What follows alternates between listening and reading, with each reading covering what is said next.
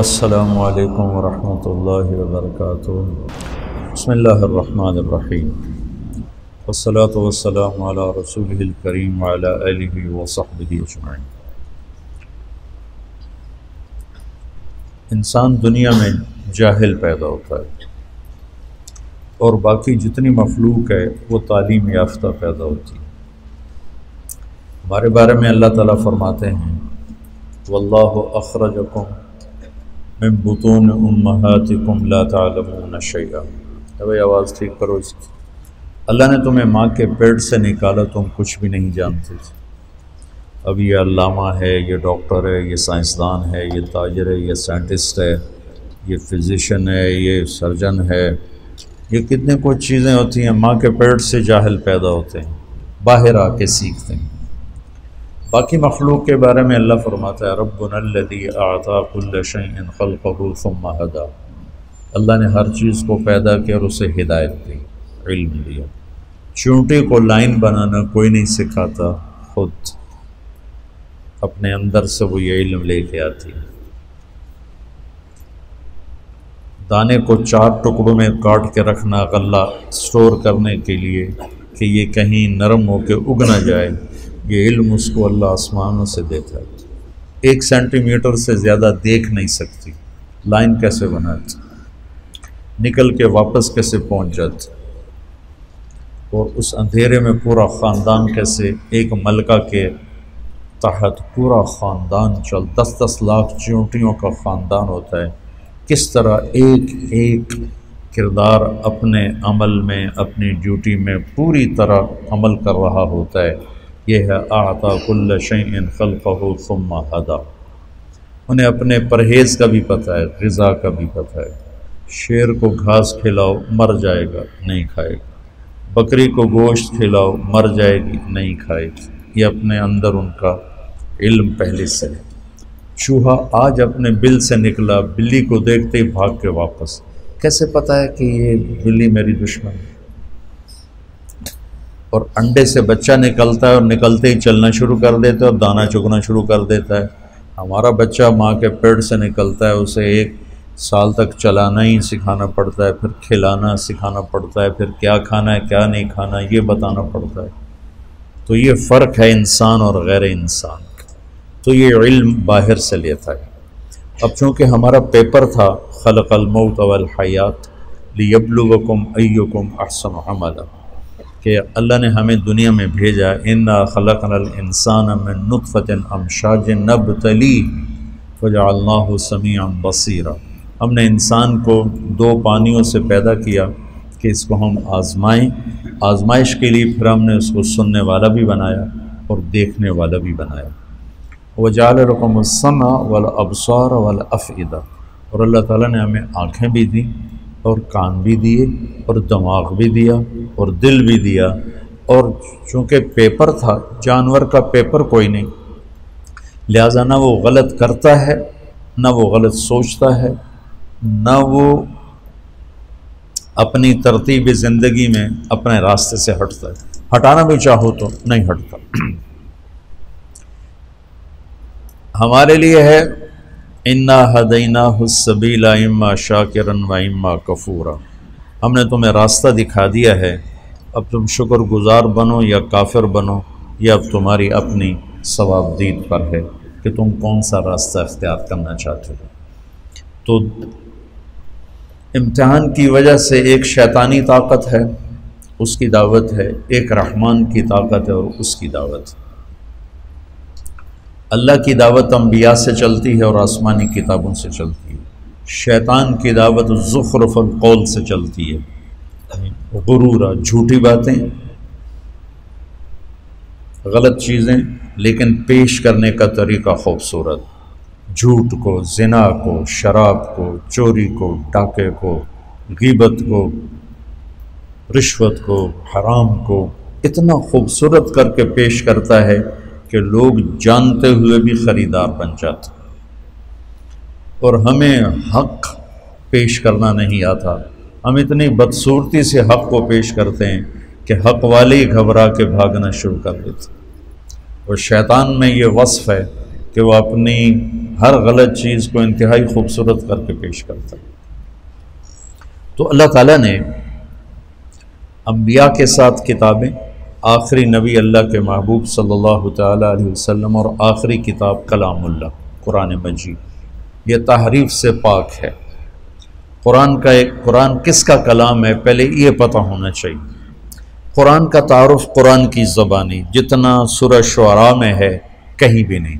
مختلف جگہ قرآن عربیًا لقوم یعلمون انا انزلناہ فی لیلۃ القدر لا یاتیہ الباطل من بین یدیہ ولا من خلفہ تنزیل من حکیم حمید، یہ مختلف جگہ پر قرآن کا تعارف ہے، لیکن مجھے سورہ شعراء میں جو قرآن کا تعارف ملا ہے ایک ہی جگہ، وہ پورے قرآن میں ایسا اور کہیں نہیں۔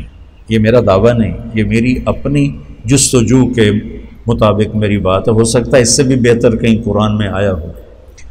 یہ کس کا کلام ہے؟ پہلا سوال ہے کہ یہ بھائی کس نے بھیجا ہے، یہ پہلا سوال اٹھتا، تو اس کا جواب ہے وَإِنَّهُ لَتَنزِيلُ رَبِّ الْعَالَمِينَ۔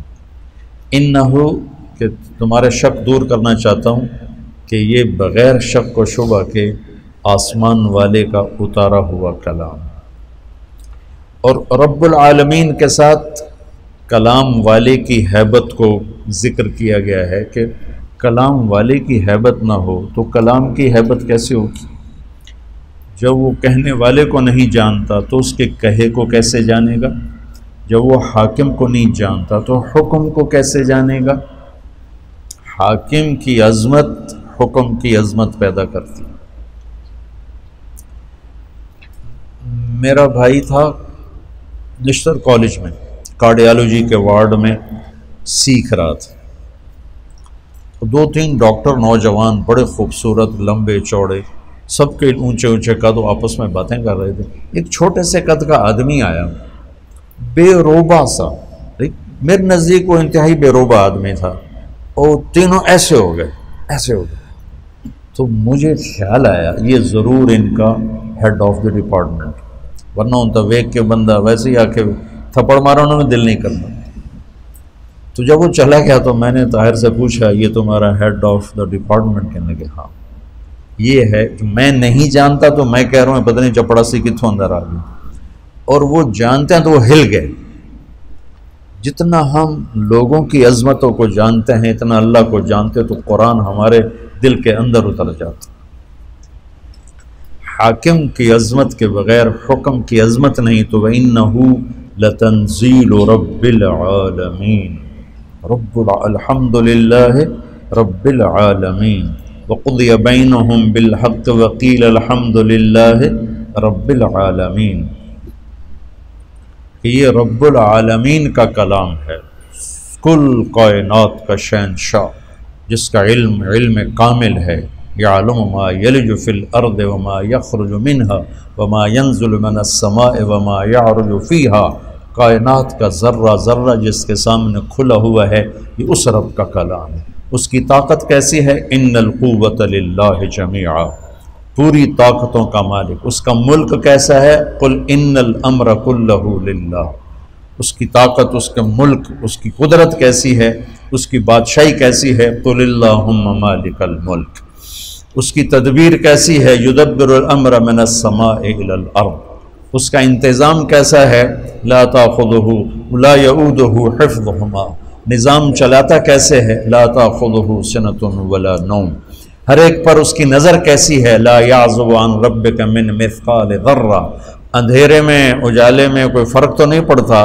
تو نہیں، سواء منکم من اسر القول ومن جہر بہ ومن هو مستخف باللیل وسارب بالنہار۔ تو وہ ایک ہی وقت میں ساری کائنات پر ایسا حاوی ہے کہ نہ غافل ہے، نہ جاہل ہے، نہ ظالم ہے، ظلم سے پاک ہے، جہل سے پاک ہے، غفلت سے پاک ہے۔ فإنہ یعلم السر وأخفى، اتنا علم کامل ہے کہ زور سے بولو تو سنتا ہے، آہستہ بولو تو سنتا ہے، ہونٹ بند کر کے بولو اسے بھی سنتا ہے۔ میں نے ہونٹ بند کیے، میں نے کچھ کہا، میرے کانوں نے نہیں سنا، اللہ کہتا میں نے سنا ہے۔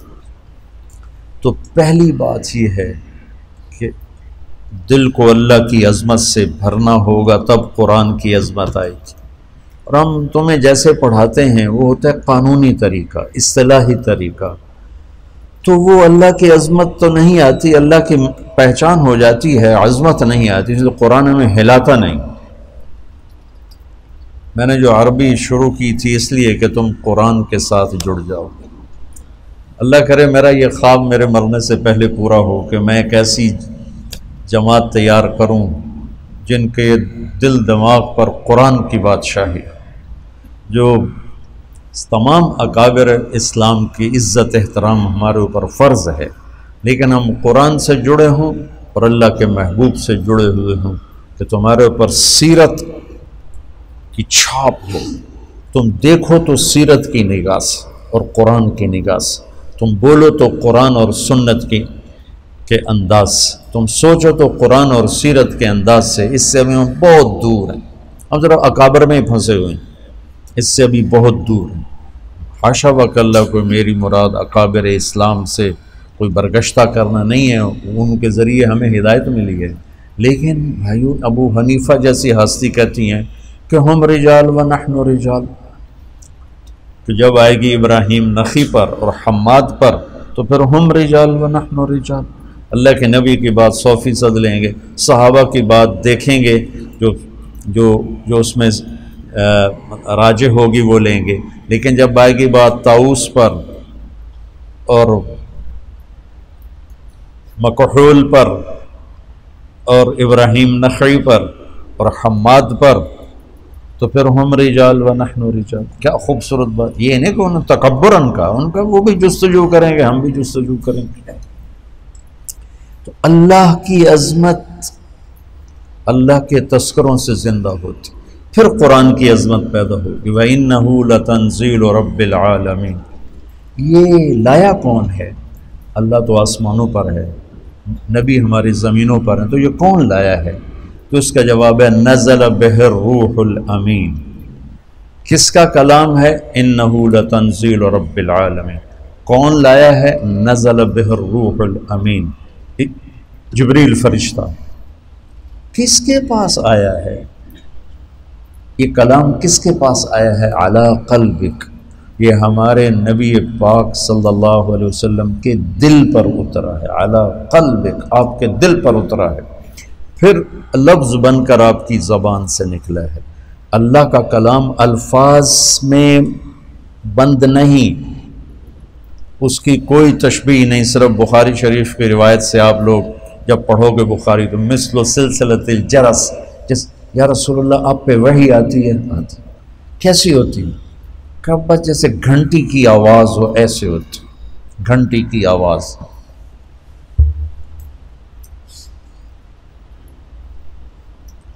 پھر جب آپ ہوش میں آتے ہیں تو وہ الفاظ بن کر زبان پہ آتے ہیں۔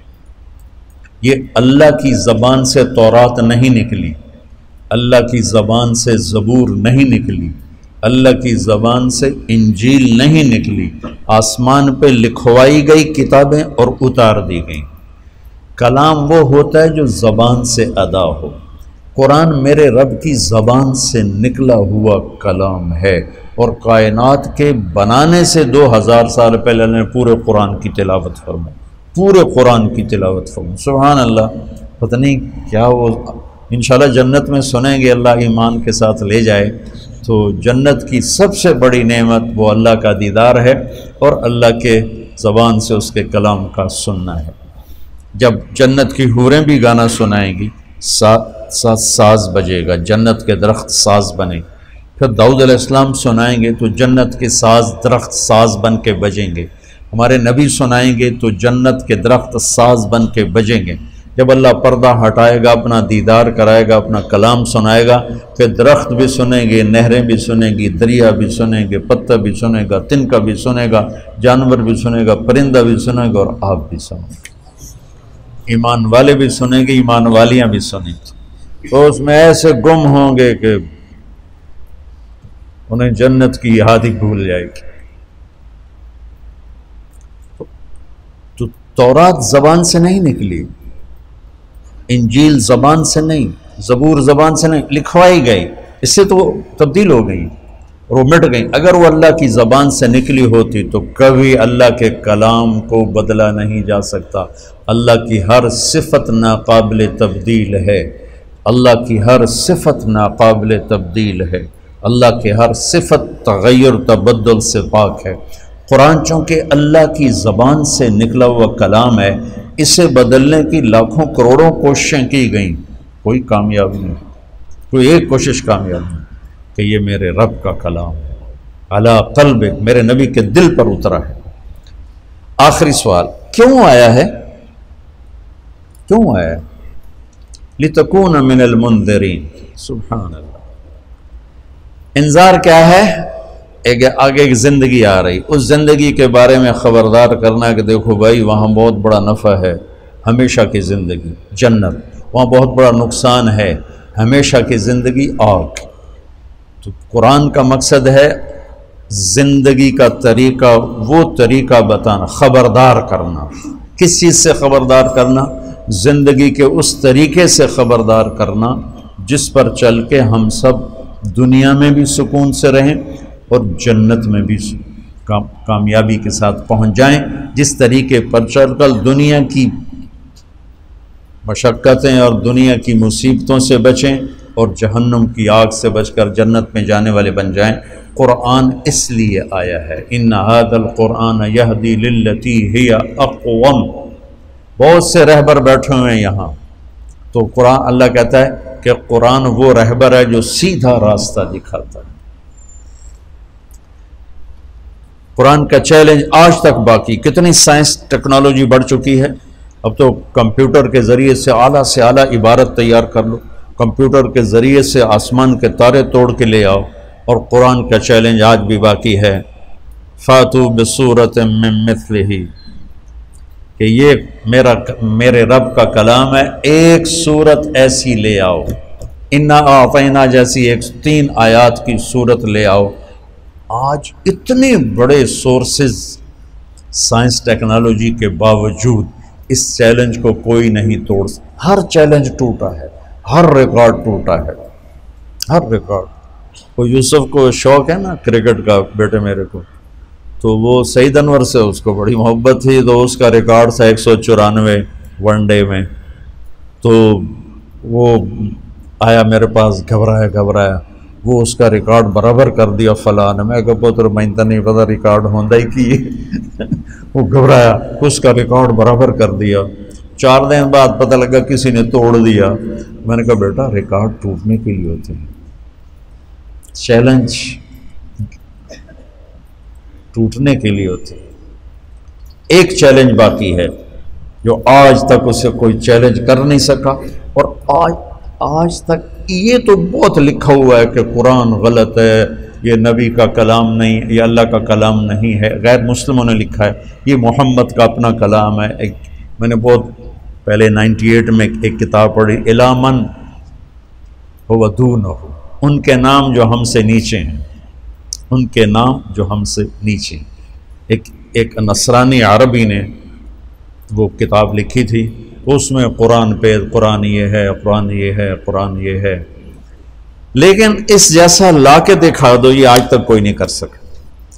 اگر یہ محمد صلی اللہ علیہ وسلم کا کلام ہے تو وہ ایک بشر تھے، ایک انسان تھے، تو آج تمہارے پاس کمپیوٹر کے اتنے بڑی ٹیکنالوجی ہے کہ تم کیا سے کیا تارے توڑ کے دکھا رہے ہو، تو قرآن کے لیے ایک کے بار ایک سطر لے آؤ، ایک سطر۔ تو یہ قرآن کا چیلنج آج تک باقی ہے، اسے کوئی اسے نہیں توڑ سکتا۔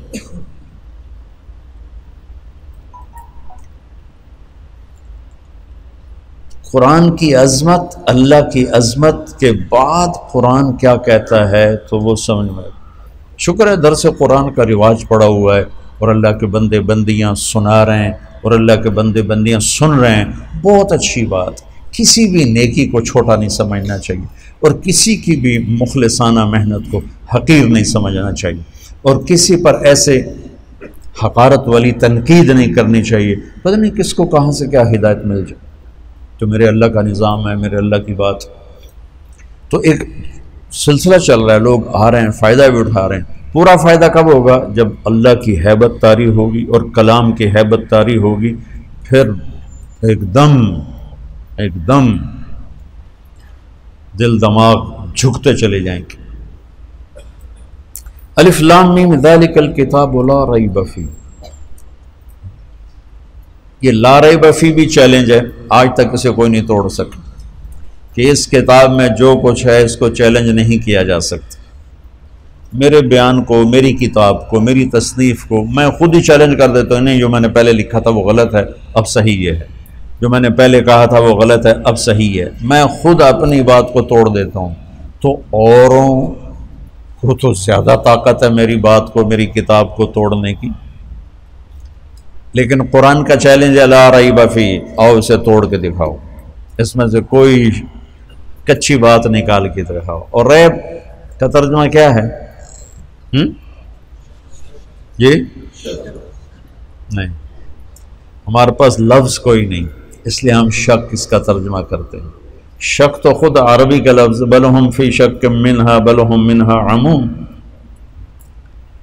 دماغی تردد، خلجان، بے چینی کے لیے تین لفظ ہیں عربی میں، تین: شک، مریا، ریب، یہ تین لفظ ہیں۔ دماغ میں کوئی چیز اٹک گئی ہے، واضح نہیں ہو رہی، اس کے تین درجے ہیں، ان تین درجوں کے لیے تین لفظ ہیں۔ شک جب انتہائی شدید کیفیت ہو، کچھ پتہ نہ چل رہا، اس کیفیت کو عربی میں شک کہتے ہیں۔ مدرسہ حسنین جانا ہے، وہاں چوک پہ کھڑے ہوئے ہیں، کوئی پتہ نہیں، ادھر جانا ہے، ادھر جانا ہے، ادھر جانا ہے، اس کیفیت کو شک کہتے ہیں۔ اس سے نچلا درجہ ہے مریا۔ مریا کیا ہے کہ لگتا ہے یہ راستہ ہے، لیکن یار ابھی کوئی پکا پتہ کوئی نہیں ہے، وہ کسی سے پوچھتا ہے یا خود دماغ میں ایک کیفیت پیدا ہوتی ہے، میرے خیال میں یہ جو راستہ جا رہا ہے نا، یہ میرے خیال میں حسنین مدرسے کو جا رہا ہے، لیکن ہو سکتا ہے یہ بھی ہو۔ تو دماغ کی پہلے کیفیت یہ تھی، یعنی کوئی جہت، کوئی طرف وزنی نہیں تھی، بلکہ ایسے پتہ نہیں یہ ہے کہ پتہ نہیں یہ ہے، پتہ نہیں یہ ہے کہ یہ ہے، اس کو شک۔ اب یہ ہو گیا کہ یار یہ ہے راستہ، چلو پتہ کرتے ہیں۔ اس کیفیت کو کہتے ہیں مریا۔ کیا کہتے ہیں؟ بولو۔ فلا تکن فی مریۃ من لقاء ربک، مریا قرآن نے استعمال کیا۔ تیسرا ہے لا ریب،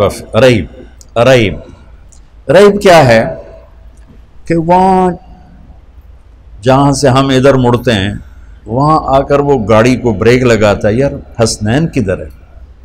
ابھی یہ جملہ پورا نہیں کیا، حسنین کدھر ہے، کہ سامنے بورڈ نظر آ جاتا ہے، اوہ اوہ یہ میری کیفیت دیکھی، اوہ اوہ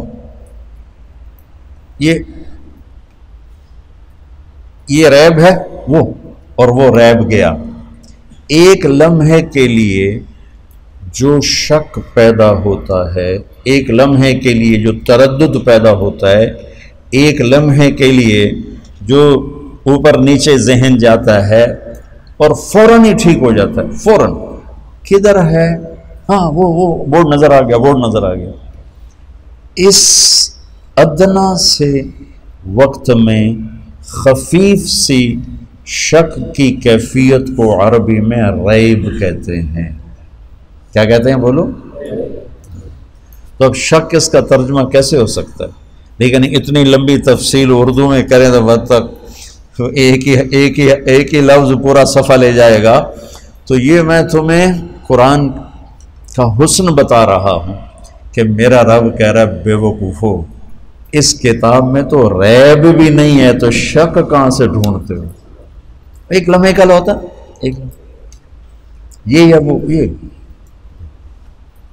ادھر جانا ہے ادھر جانا ہے، یار پتہ نہیں، میرے خیال میں ادھر جانا ہے پر پکا پتہ نہیں، ادھر جانا ہے ادھر جانا، وہ ادھر ہی جانا ہے، ادھر ہی جانا ہے۔ وہ اس ایک لمحے کے ہزارویں حصے کے کیفیت کو ریب کہتے ہیں۔ تو میرا رب لا ریب فیہ، سود حرام ہے لا ریب فیہ، شرک حرام ہے لا ریب فیہ، کفر ہلاکت ہے، لا ریب فیہ، جھوٹے پہ لعنت ہے، لا ریب فیہ، ظالم پر لعنت ہے، لا ریب فیہ، زنا حرام ہے، لا ریب فیہ، شراب حرام ہے، لا ریب فیہ، نماز فرض ہے، لا ریب فیہ، جنت موجود ہے، لا ریب فیہ، جہنم موجود ہے، لا ریب فیہ، زمین آسمان کا ایک ہی بنانے والا ہے، لا ریب فیہ، محمد مصطفیٰ ان کے آخری رسول ہیں، ان کے بعد کوئی رسول نہیں، لا ریب فیہ، زمین آسمان کا خالق اللہ ہے، لا ریب فیہ، مالک اللہ ہے، لا ریب فیہ، رزق اللہ دیتا ہے، لا ریب فیہ، موت اللہ لاتا ہے، لا ریب فیہ، زندگی اللہ لاتا ہے، لا ریب فیہ۔ اب اس کو پھیلاتے جاؤ، پورے قرآن پہ پھیلا دو، ایک لفظ کا یقین سیکھ لو، سارا قرآن سمجھ میں آئے گا۔ اب تم شکوک و شبہات سے بھرے ہوئے قرآن تمہیں ہدایت کیسے دے؟ تم سے مراد میں اور آپ، ہم ساری امت کا یہ حال، لا ریب فیہ، کیا خوبصورت، لا ریب فیہ، خیانت پہ لعنت، لا ریب فیہ، سچائی کو شاباش، لا ریب فیہ، انبیاء برحق ہیں، لا ریب فیہ، روزہ فرض ہے، لا ریب فیہ، زکوٰۃ فرض ہے، لا ریب فیہ۔ ارے اگر پاکستان کے مالدار زکوٰۃ دیں تو اللہ کی قسم پورے پاکستان میں ایک غریب بھوکا نہیں سو سکتا، صرف فیصل آباد کے تاجر زکوٰۃ دینا شروع کر دیں تو پورے پنجاب میں کوئی بھوکا نہیں سوئے، اتنا مال ہے لوگوں کے پاس، لیکن قرآن نہیں جانتے، لا ریب فیہ، مال کی محبت نے پاگل کر دیا، دیوانہ کر دیا، اندھے ہو گئے، نہ کسی غریب کے آنسو نظر آتے ہیں، نہ کسی بڑھیا کی آہ سنائی دیتی ہے، نہ کسی کے چہرے کے غم کو پڑھ سکتے ہیں، نہ کسی کی فریاد ان کے دلوں کو پگھلا سکتی ہے، بلکہ اشد و قسوہ، وہ پتھر سے بھی زیادہ سخت ہیں کہ مال کی حرص و ہوس نے انہیں انسانیت سے نکال کر جانور بنا دیا۔ دو ٹانگ پہ چلنے والا، بولنے والا ایک جانور ہے، جانور کو کیا پتا رحم کیا ہوتا ہے، سخاوت کیا ہوتی ہے، ہمدردی کیا ہوتی ہے۔ شکر ہے اللہ کے نیک بندوں سے دنیا بھری ہوئی ہے، کہ مدارس چل رہے ہیں، یتیم خانے چل رہے ہیں، اللہ کا فضل ہے، لیکن وہ بہت تھوڑے لوگ۔ اگر سارے مالدار سخی ہوں، تو سخاوت کا ادنا درجہ زکوٰۃ ہے، زکوٰۃ دیتے ہوں تو کوئی غریب نہیں